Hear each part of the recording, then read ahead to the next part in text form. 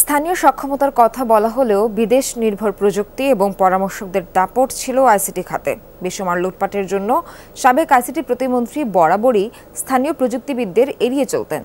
তৃতীয় পক্ষ কিংবা নামকাওয়াস্তে বিভিন্ন বেসরকারি প্রতিষ্ঠানের হাতে তুলে দেওয়া হয়েছে শত শত কোটি টাকার প্রকল্প। বিশ্লেষকরা বলছেন, এতে রাষ্ট্রীয় অর্থের অপচয়ের পাশাপাশি বিদেশি নির্ভরতা বাড়ানো হয়েছে, যার জন্য কাঙ্ক্ষিত সফলতা আসেনি ডিজিটাল খাতে।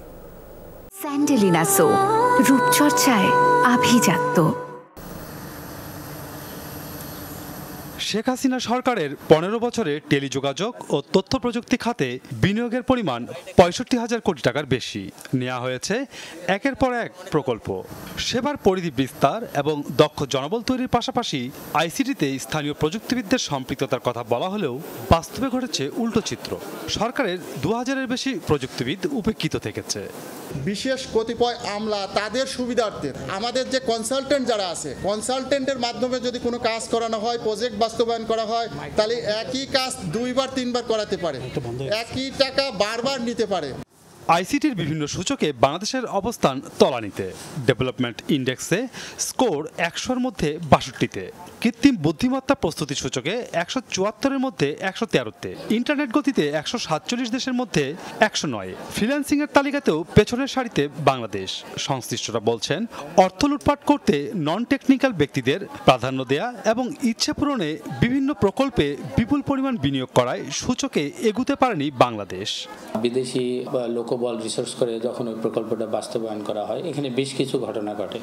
প্রথমত, আপনাদের ওনারশিপে ঘাটতি হয়, কারণ উনি যেহেতু বিদেশি পরামর্শক, সঙ্গত কারণে একটা সার্টেন পিরিয়ড অফ টাইমে উনি চলে যাবেন অথবা এই প্রকল্পটা শেষ হবে।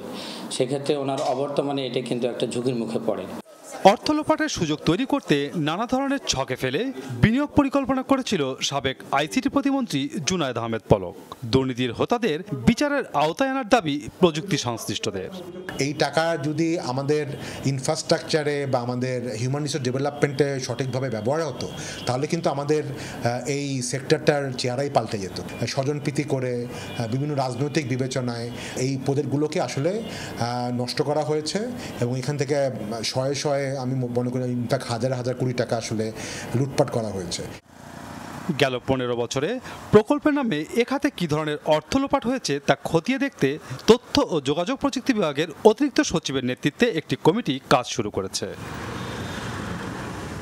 মাসুদুজ্জামান রবিন, যমুনা নিউজ, ঢাকা।